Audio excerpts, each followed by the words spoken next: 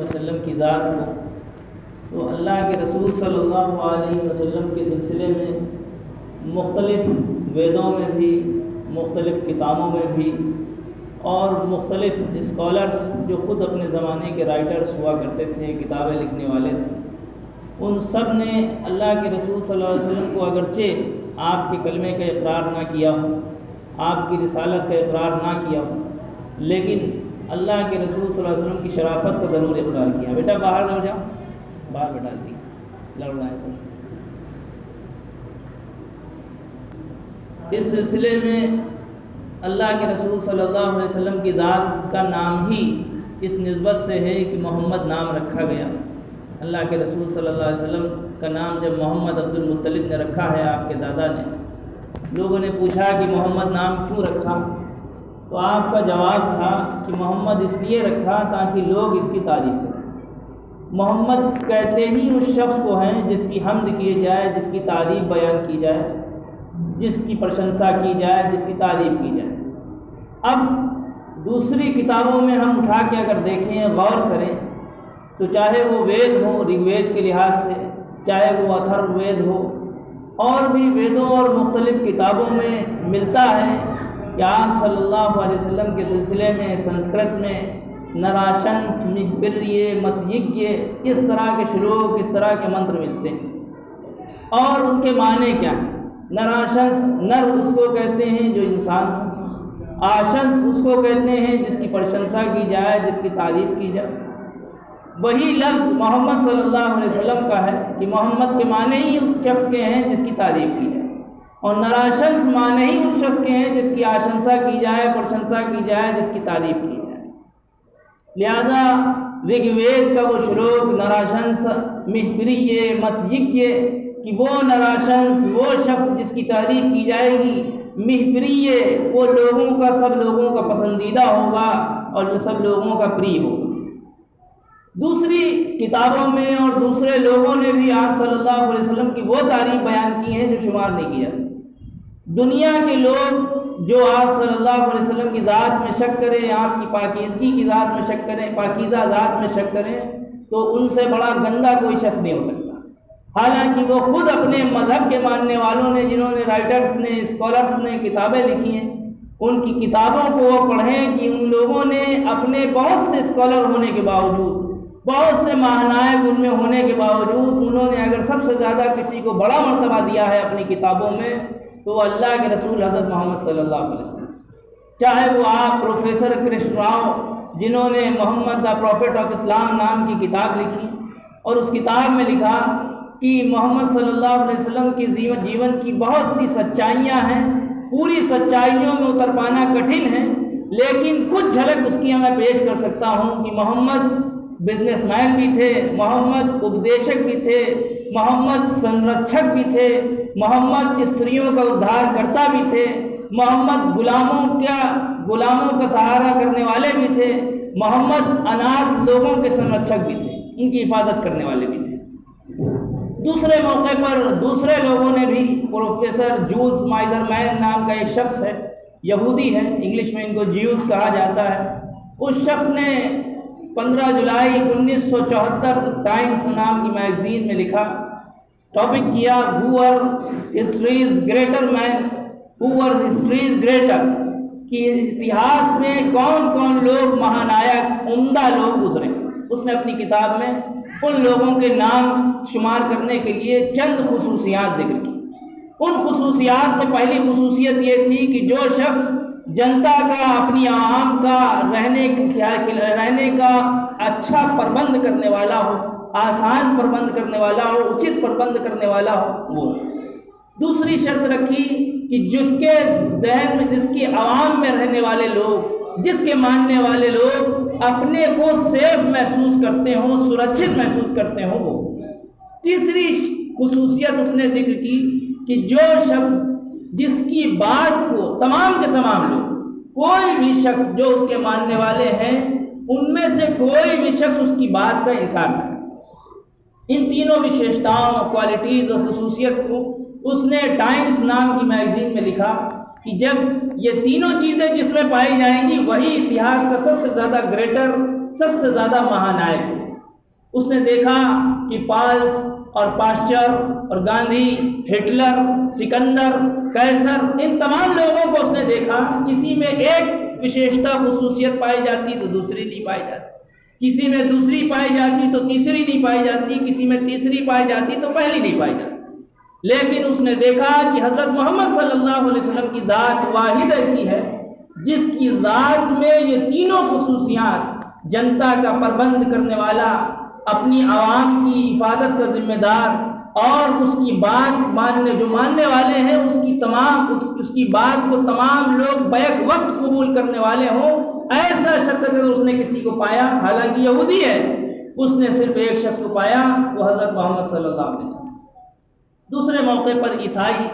جسے be right کے Michael hurt نام کا ایک عیسائی ہے، اس نے ایک کتاب لکھی دا 100 نام سے، اور اس دا 100 نام میں 100 ایسے لوگوں کا تذکرہ کیا جو اتہاس کے مہانائک، اتہاس کے گریٹر اور اتہاس کے سب سے زیادہ عمدہ لوگ گزرے۔ اس نے تمام، حالانکہ خود عیسائی ہے، عیسیٰ علیہ السلام کا ماننے والا ہے، اس کے بعد بھی اس نے حضرت عیسیٰ علیہ السلام کا نمبر 3 رکھا، اور نمبر 1 پہ اگر کسی کو رکھا تو وہ اللہ کے رسول حضرت محمد صلی اللہ علیہ وسلم کی ذات کو رکھا کہ اتہاس میں سب سے زیادہ اگر کوئی مہانائک ہے، اسکالر ہے، پاکیزہ ذات ہے تو وہ محمد کی ہے، محمد صلی اللہ علیہ وسلم۔ بودھ دھرم کے ماننے والے لوگوں میں ایک شخص نے کہا کہ ہاں، کہ محمد صلی اللہ علیہ وسلم پوری انسانیت کے لیے رحمت ہے۔ بعد میں اور بھی دوسرے ہندو اسکالرس ہیں، بہت سے عیسائی اسکالرس ہیں، یہودی اسکالرس ہیں، جنہوں نے اپنی اپنی کتابوں میں لکھا ہے کہ محمد پوری دنیا کے لیے ایک رحمت تھے جو پرمیشور نے اوپر سے بھیجی تھی۔ لیکن ان لوگوں کی نظر میں وہ اسکالر ہیں، ہماری نظر میں اللہ کے رسول صلی اللہ علیہ وسلم اللہ کے رسول و میسنجر۔ یہی فرق ہے ان میں اور ہم میں۔ حالانکہ وہ اسکالر بیان کر رہے ہیں، اللہ کے رسول کو بہت عمدہ آدمی بیان کر رہے ہیں، لیکن کلمہ نہیں پڑھا کیونکہ وہ میسنجر نہیں مانتے۔ ہم اللہ کے رسول صلی اللہ علیہ وسلم کو اسکالر بھی مانتے ہیں، لیڈر بھی مانتے ہیں، اور سب سے بڑی بات اللہ کا آخری پیغمبر اور میسنجر مانتے ہیں۔ اور جو شخص حضور اکرم صلی اللہ علیہ وسلم کی ذات پر کیچڑ اٹھا لے، آپ کے ساتھ گستاخی کرے، آپ کے سلسلے میں گستاخی کے کلمات کہے، اس کے لیے صرف ایک سزا ہے، وہ سزائے موت ہے۔ اس سے کم سزا پہ کوئی راضی ہے تو وہ بیوقوف ہے، اور اللہ اور رسول کی شریعت کا گویا کہ صحیح طور سے اس نے اسٹڈی نہیں کری، پڑھی نہیں۔ روایت ہے، جامع صغیر غالباً کتاب ہے، اس میں فرمایا اللہ کے رسول صلی اللہ علیہ وسلم نے من سب نبیا قتل، کہ جو شخص اللہ کے نبی صلی اللہ علیہ وسلم یا تمام انبیاء کی شان میں، کسی بھی نبی کی شان میں گستاخی کرے، گندے کلمات بیان کرے، قتلا، اس کا حق یہ ہے، اس کی سزا یہ ہے کہ اس کو مار دیا۔ ومن سب صحابیا جلدا، اور جو نبی کے ساتھیوں کو اگر کوئی برا بھلا کہہ رہا ہے، ابو بکر کو، عمر رضی اللہ عنہ کو، عثمان کو، علی کو، معاویہ کو برا کہہ رہا ہے، جلدا، اس کے اوپر کوڑے برسائے، اس کو بھی بخشا نہیں جائے گا۔ اور آپ اتہاس و تاریخ و ہسٹری میں اور سیرت میں دیکھیں اٹھا کے کہ حضور اکرم صلی اللہ علیہ وسلم اگر پوری دنیا کے لیے رحمت تھے، آپ صلی اللہ علیہ وسلم کی ذات سب سے زیادہ نرم تھی۔ آپ کی بیویوں میں اگر یقینی اعتبار سے ہیں، عورتیں ہیں، کچھ نہ کچھ کوتاہیاں ہوتی ہیں، لیکن آپ صلی اللہ علیہ وسلم کی زبان سے کبھی خوف نہیں نکلا، مارا نہیں۔ حضرت انس رضی اللہ عنہ خود بیان کرتے ہیں کہ میں 10 سال حضور اکرم صلی اللہ علیہ وسلم کی خدمت میں رہا، لیکن آپ صلی اللہ علیہ وسلم نے کبھی مجھ سے یہ نہیں کہا کہ یہ تم نے کیوں کیا، یہ کیوں نہیں کیا، آپ نے چھڑکا نہیں۔ ایک طرف اتنی نرم ذات ہے، اور دوسری طرف گستاخی کرنے والوں کے لیے روایتوں میں ملتا ہے ابو برزہ اسلمی رضی اللہ عنہ کو ابن خطل نام کے ملعون شخص کو مارنے کے لیے آپ نے بھیجا کہ اس نے 2 عورتوں کو، باندیوں کو خریدا کہ اللہ کے رسول کی شان میں گستاخی کے شعر کہے، اشعار کہے، گندے کلمات کہے۔ آپ نے فتح مکہ کے موقع پر سب کو معاف کر دیا، لیکن ابن خطل کعبے کا پردہ پکڑے ہوئے تھا، اس حالت میں بھی اللہ کے رسول صلی اللہ علیہ وسلم نے ابو برزہ اسلمی رضی اللہ عنہ کو بھیجا کہ جا کے مار کے آؤ۔ کیونکہ تم گستاخ رسول ہو، تمہارا حق یہ ہے کہ تمہیں قتل کر دیا۔ دوسرے موقع پہ آپ دیکھیں کعب بن اشرف کے لیے اللہ کے رسول نے فرمایا من لی کعب بن الاشرف، یہ کون ہے جو میرے لیے کعب بن اشرف کے خلاف کھڑا ہوگا؟ کون ہے جو میرے لیے کعب بن اشرف کے لیے خلاف کھڑا ہوگا، میرے لیے اس سے بدلہ لے گا؟ بدلے سے مراد میری گستاخی میں اس نے کلمات کہیں، کون اس کا مقابلہ کرے؟ حضرت محمد بن مسلمہ رضی اللہ عنہ کھڑے ہوئے اور کہا کہ میں ہوں، میں جاؤں گا اس کو قتل کرنے۔ اور روایتوں میں ملتا ہے کہ بعد میں وہ صحابی گئے اور اس کو قتل کر دیا۔ دوسری روایتوں میں ملتا ہے کہ ایک عورت اللہ کے رسول صلی اللہ علیہ وسلم کی شان میں گستاخیاں، آپ کو گالیاں دیا کرتی تھی۔ ایک شخص اللہ کے رسول نے فرمایا کون ہے جو میرے لیے اس کی خبر لے، اس سے میرے لیے جو میری گستاخیاں کر رہا ہے اس کا انتقام۔ حضرت خالد بن ولید رضی اللہ عنہ کھڑے ہوئے اور جا کے اس عورت کو قتل کر دیا۔ یہ قتل کوئی ظلمن نہیں تھا، بلکہ گستاخ رسول کی صرف سزا اگر ہے تو وہ موت ہو، اس سے کم سزا کوئی نہیں۔ دوسری روایتوں میں ملتا ہے اللہ کے رسول صلی اللہ علیہ وسلم نے، ایک شخص تھا جو آپ صلی اللہ علیہ وسلم کے خلاف خوب اشعار پڑھا کرتا تھا، گالیاں دیا کرتا تھا، گندی باتیں کہا کرتا تھا۔ اللہ کے رسول نے فرمایا من یکفینی لی، کون ہے میرے لیے اس سے انتقام لے گا، کون ہے جو میرے لیے اس سے مقابلہ کرے گا، اس کی خبر لے گا۔ حضرت زبیر بن عوام رضی اللہ عنہ کھڑے ہوئے اور کہا کہ میں ہوں، میں جاؤں گا اس سے آپ کی گستاخی کا بدلہ۔ اللہ کے رسول صلی اللہ علیہ وسلم کے سلسلے کی خدمت کے لیے، آپ کی گستاخی کے بدلے کے لیے کھڑے ہوئے اور جا کے قتل کر۔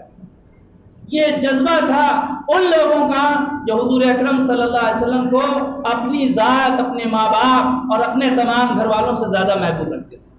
اور ہمارا جذبہ یہ ہے کہ ہم اپنی گالیوں کو برداشت کر سکتے ہیں، اپنی چیزوں کو ہم برداشت نہیں کرتے ہیں، اپنے خلاف گالیوں کو برداشت نہیں کرتے ہیں، اپنے کسی مال کو چھینے جانے کو برداشت نہیں کرتے ہیں۔ ہم سے کوئی تو طلاق سے بات کرتے تو ہم اس سے گالیوں سے جو ہے برسر پیکار ہو جاتے ہیں۔ اور ہمارا معاملہ یہ ہے کہ حضور اکرم صلی اللہ علیہ وسلم کے خلاف مختلف جگہوں سے آوازیں اٹھ رہی ہیں، جو گالیاں بک رہے ہیں خود وہ ملعون ہیں اور اللہ کی طرف سے لعنت شدہ، جیسا کہ سورہ احزاب کی آیت ہے کہ ان الذين يؤذون الله ورسوله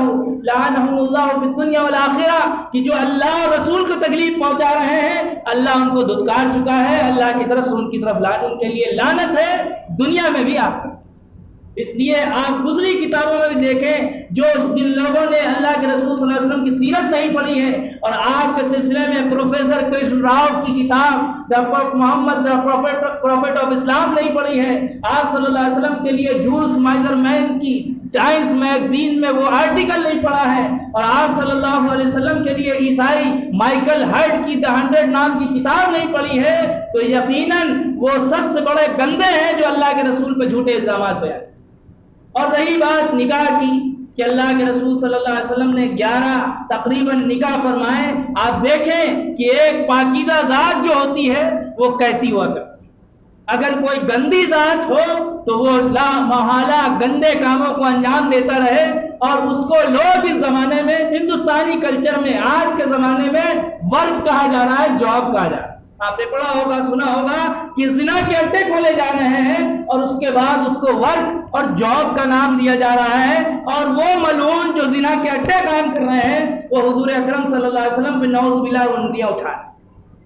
آپ دیکھیں اللہ کے رسول صلی اللہ علیہ وسلم کی ذات کو 11 نکاح کیے، 10 نکاح تقریباً اس میں ایسے ہیں جو بیواؤں سے کیے ہیں۔ آپ کیوں؟ آپ چاہتے تو ایسا نہیں ہے کہ آپ جو ہے کنواری لڑکیوں سے نکاح نہیں کر سکتے تھے۔ آپ کی ذات تو وہ ہے جس کی خوبصورتی کے بارے میں حضرت عائشہ رضی اللہ عنہ نے بیان فرمایا کہ یوسف کو دیکھ کے وہ وہاں کی مصر کی عورتوں نے اپنی انگلیاں کاٹی، اگر وہ اللہ کے رسول صلی اللہ علیہ وسلم کے چہرے کو دیکھ لیتی تو وہ اپنی گردنیں کاٹ لیتی۔ اتنی خوبصورتی اللہ کے رسول صلی اللہ علیہ وسلم کی ذات کی۔ لیکن آپ نے جتنے نکاح کیے ہیں ان میں سے اکثر آپ کے گویا کی بیوہ عورتوں سے ہیں کہ بیوہ عورتوں کو سہارا دے سکتے۔ دیکھ لیں آپ شروع سے اٹھا کے، اور آپ نے جو نکاح کیا ہے حضرت عائشہ رضی اللہ عنہا سے، جس پہ لوگ الزام اٹھایا کرتے ہیں کہ 6 سال میں آپ نے نکاح کر لیا اللہ کے رسول صلی اللہ علیہ وسلم نے، تو ایک بات یاد رکھ لیں کہ ہر علاقے کی غذا اور بالغ ہونے کی عمر الگ ہوا کرتی۔ آپ دیکھیں امریکہ میں ایک علاقہ ہے، ایک صوبہ ہے ٹیکساس نام کا، 12 یا 14 سال کی عمر میں اس سے پہلے لڑکیاں بالغ ہو جاتی، اور ان کے نکاح کی لیمیٹیشن 14 سال رکھی گئی۔ وہ بات الگ ہے، ہندوستان میں لوگ 21 سال کی عمر رکھ کے یہ بات ثابت کر رہے ہیں کہ تم زنا کاری میں مبتلا رہو اور اپنے گندگیوں میں ملوث رہو، نکاح اور شادی تو تمہاری 21 میں ہو۔ گویا وہ ڈھکیل رہے ہیں پوری جنریشن کو زنا کی طرف، کہ وہ چاہتے ہیں کہ اسلام کے ماننے والے پاکیزہ نہ رہ سکیں، جب وہ گندے ہو جائیں گے تو ان کا پورا مذہب گندا ہو جائے،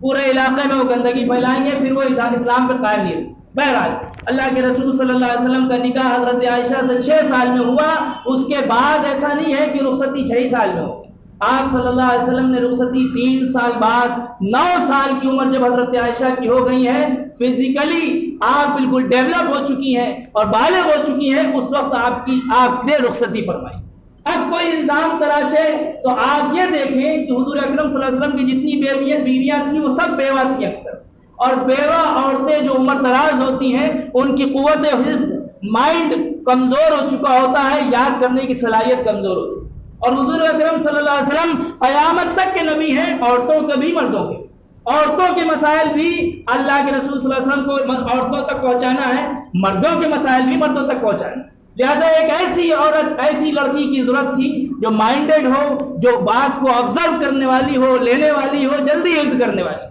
اللہ کے رسول صلی اللہ علیہ وسلم نے چھوٹی بیٹی، چھوٹی بچی ہیں لیکن بعد میں فزیکلی وہ ڈیولپ ہو چکی ہے، 9 سال کی عمر میں وہ بالغ ہو چکی ہیں، ڈیولپ ہو چکی ہیں، ہر لائن سے جو عورتوں کے مسائل جانتے ہیں وہ سمجھ رہے ہوں گے، اس لائن سے جب وہ ڈیولپ ہو چکی ہیں تو اس نکاح میں کوئی آپتی، کوئی اشکال نہیں ہو سکتا۔ لہذا حضور اکرم صلی اللہ علیہ وسلم نے جو آپ سے نکاح کیا ہے وہ اللہ کے حکم سے اور دنیاوی قانون کے حساب سے بھی کوئی غلط نہیں، ورنہ پلٹ کے اگر ہم ویدوں پہ الزام رکھیں تو راون نے جب سیتا سے پوچھا کہ تمہاری عمر کتنی ہے، اس وقت کہا کہ میری عمر 18 سال ہے، تو کہا کہ میری عمر 18 سال ہے اور میں اپنے پتی کے ساتھ 12 سال سے رہ رہی ہوں، اس کا مطلب اگر تم نے محمد پہ الزام اٹھایا ہے اللہ کے رسول صلی اللہ علیہ وسلم پہ، تو تم نے سیتا پہ بھی الزام اٹھایا ہے، کیونکہ ان کی عمر بھی شادی کے وقت 6 سال تھی، اور ان سے چھوٹی عمر کی جو ان کی بہن تھی 2 یا 3 سال، 2 سال 1 سال چھوٹی، ارملا نام کی، ان کی بھی شادی لکشمن کے ساتھ اس وقت ہوئی ہے جب رام کی شادی۔ اس لیے اللہ تعالی ہم سب کو پاکیزہ، ہم کو بھی بنائے، اور ان لوگوں کو جن کے ذہنوں میں گندگیاں بھری ہیں، یا تو اللہ تعالیٰ ان کا معاملہ کر دے، صاف کر دے، اور کسی ایسے سرفرے سے کام لے لے جو اللہ والا اور اللہ کے رسول کی گستاخی کو برداشت نہ کر سکتا ہو، اللہ اس سے ہی کام لے لے، اللہ اس کو قبول کر لے۔ ورنہ ہم اپنی زندگیوں کو دیکھیں کہ ہمیں خود بھی پاکیزہ بننا ہے، اور اللہ کے رسول صلی اللہ علیہ وسلم کی ذات کے سلسلے میں ہم ذرہ برابر، چاہے یہ ملک ہو، چاہے دنیا کا کوئی ملک ہو، کوئی خطہ ہو، ہم اللہ کے رسول کی شان میں گستاخی نہیں برداشت کریں۔ اللہ تعالی ہم سب کو عمل کی توفیق عطا فرمائے اور آپ کے طریقوں کے مطابق زندگی گزارنے کی توفیق عطا فرمائے۔ نماز خود پڑھنے والا ہے، سنت نماز اذان جیسی ہوئی۔